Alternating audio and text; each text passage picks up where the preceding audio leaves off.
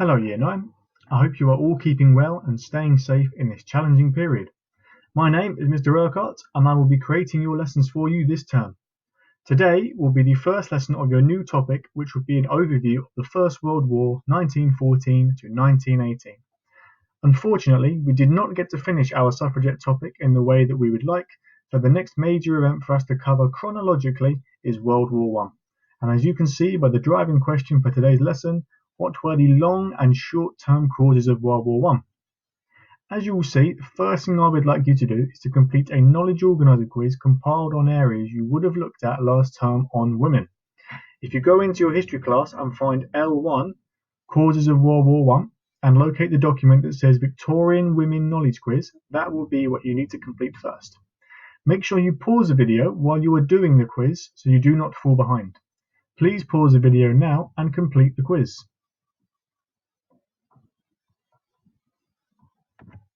Okay, so now that you have all completed that, you are going to need to try to answer these 4 questions on the slide by going into the Google document labeled World War I Causes, Tasks, and finding the document labeled Europe Introduction and answering the 4 questions on that sheet. Again, make sure to pause the video whilst you are doing this. Please pause the video now and attempt this task. Now that is done, you can see a sheet in front of you with the 4 main long-term factors that we are going to be looking at in today's lesson, which are militarism, which is the M, alliances, which is the A, imperialism, which is the I, and nationalism, which is the M. What is going to happen is that on the upcoming slides there will be information and examples for each of these causes of World War I, and you are going to need to make your own notes on these causes on a Google document labeled Main Definitions and Effects. Now for each cause you will need to provide a brief definition of what each cause actually means and then the effect that each of these causes had. I will read through each cause and then I suggest you pause the video after I read through the information for each cause and make notes on your sheet for that cause. So the first cause is militarism.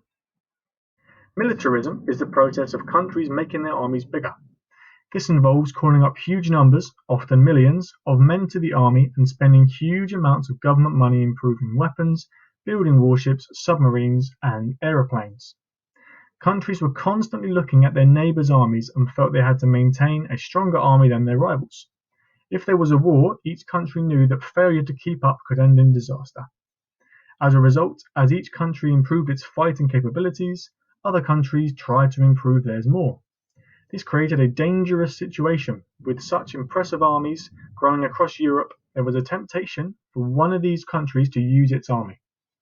So I would now suggest you make notes on militarism on your Google document and pause the video after we go through the other main causes of World War I to make sufficient notes.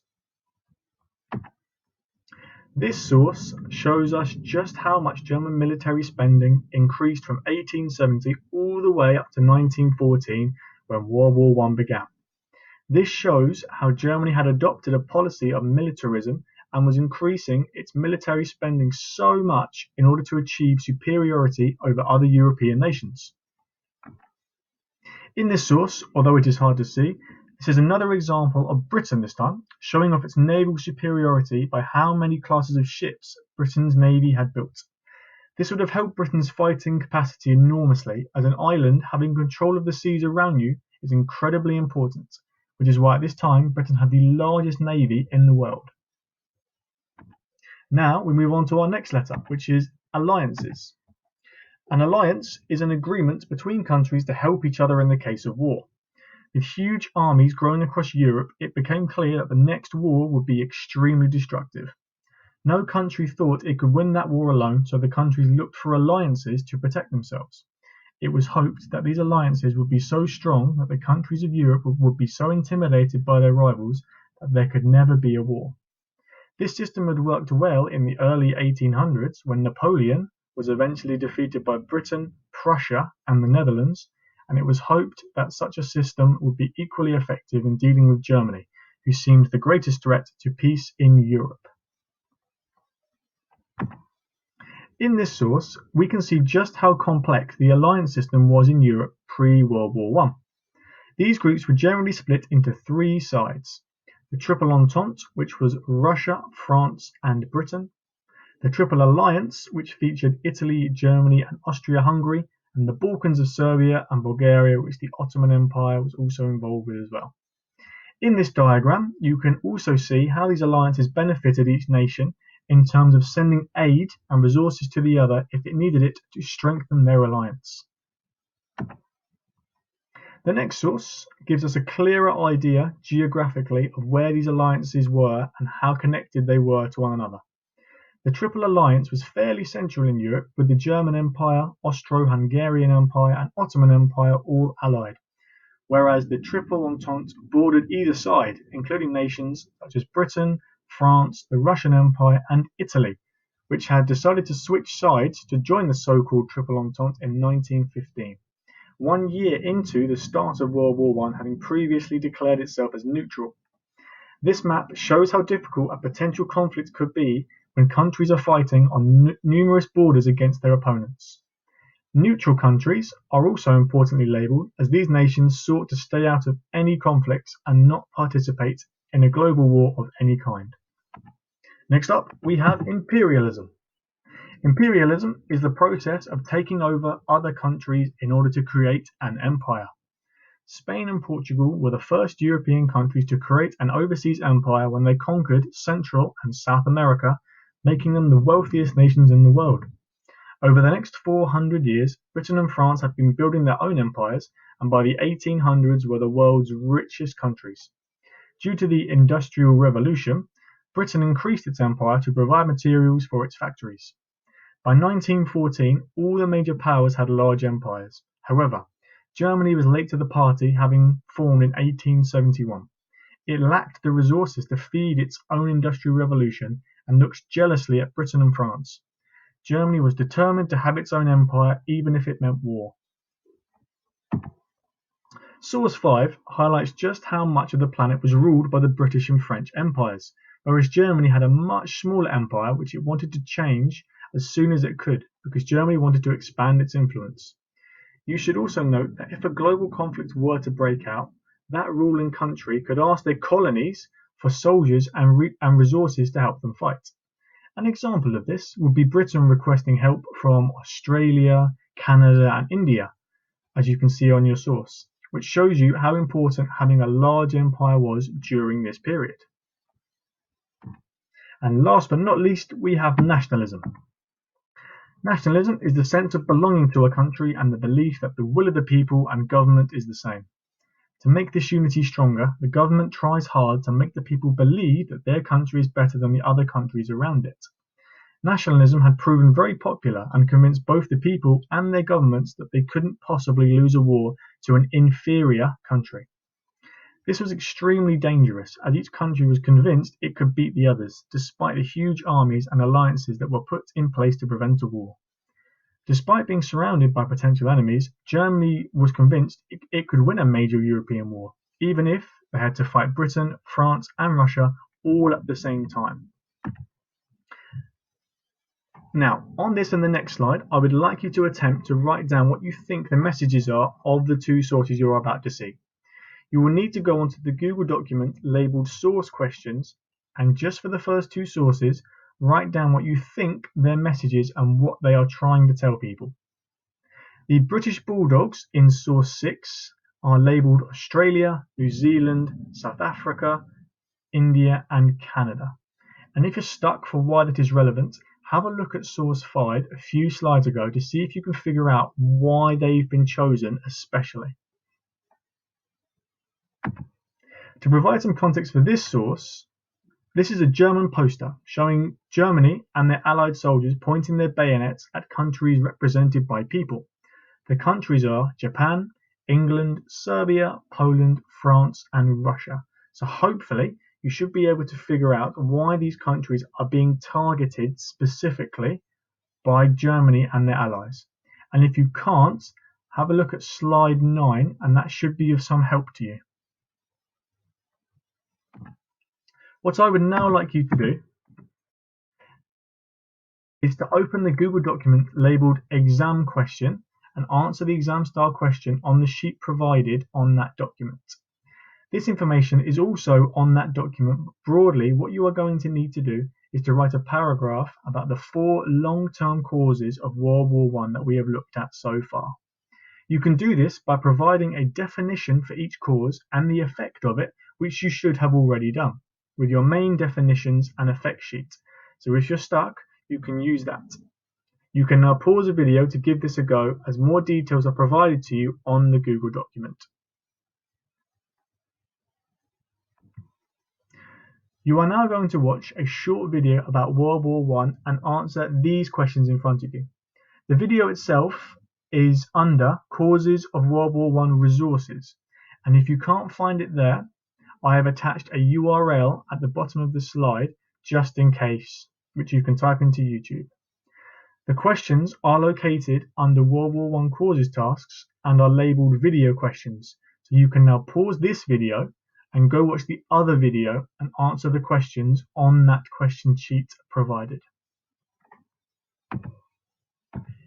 Here we now have a chronological step-by-step of events that led to the start of World War I. On the 28th of June, the heir to the Austro-Hungarian throne, Archduke Franz Ferdinand, is assassinated in Bosnia, which is in Serbia. On the 23rd of July, Austria blames Serbia for the killing of Archduke Franz Ferdinand. On the 28th of July, Austria then declared war on Serbia. Belgrade in Serbia is shelled, which means it was bombed. On the 29th of July, the Russian army gets ready to help Serbia defend itself against the Austro-Hungarian attack. On the 30th of July, Germany, Austria's ally, sends a demand to Russia ordering it to hold back from helping Serbia. Then on the 1st of August, Germany declares war on Russia. It also begins to move its army towards France, which is Russia's ally.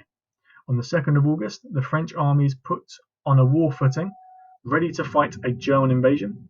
On the 3rd of August, Germany has declared war on France and invades neutral Belgium. Britain has ordered Germany to withdraw from Belgium. And on the 4th of August, the Germans are still in Belgium.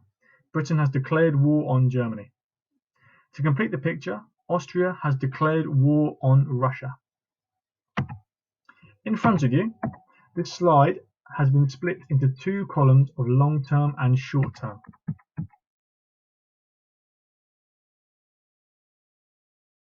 Short-term causes are ones which occurred very recently before the outbreak of World War I, whereas long-term causes are causes that build up over a much longer period of time to eventually cause the start of World War I. Your job will be to look at the 8 causes which you see in front of you, which are nationalism, Austria declares war, imperialism, Germany supports Austria, assassination, militarism, alliances, and invasion of Belgium, and decide which of these causes are long-term and which are short-term. To do this, you will need to go into World War I causes tasks and find the Google document labelled short-term versus long-term gap fill and write the correct cause into the correct category. You can pause the video and give this a go now. On this slide, we can see the correct answers.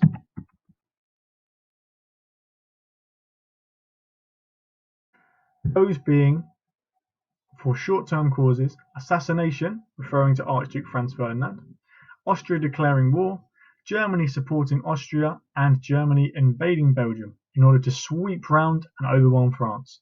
The long-term causes are, of course, our main causes of militarism, alliances, imperialism, and nationalism.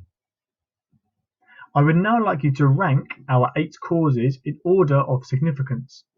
By significance, I mean how important you think each reason was to causing the outbreak of World War I, and whether you think some reasons were more important than others. You can do this by going on to World War I Causes Tasks and finding the Google document named Ranking Long and Short-Term Causes, and then ranking the causes from 1 to 8, with 1 being most important and 8 being least important. Then I would like you to explain why you put your number 1 reason where you put it, and why you put your number 8 reason where you put it. So essentially, why were these 2 reasons your most and least important in causing World War I? Give it a think, and you can now pause the video and give that a go. And finally, the last thing I would like you to do is to have a look at this source in front of you with the men dressed in all different colours, and to go back into the task and Google document labelled source questions and scroll past the other two sources you should have written about and do the same for this one. All of these source questions are worth 4 marks, so the more detailed your explanation of what you can see and why it is happening, the more marks I can give you for each source analysis. From left to right on the source, the countries are as follows: Serbia, Austria, Russia, Germany, France, and Britain. Try to think about what the source is telling us about who started the chain of events according to this source, and the alliance system for why each country then chooses to get involved in the conflict. Well, Year 9, that is the end of this week's lesson, so congratulations on making it this far, and stay tuned for next week's lesson. If you have any queries or concerns, just comment or send them to your teacher, and they will do their best to reply as soon as they can.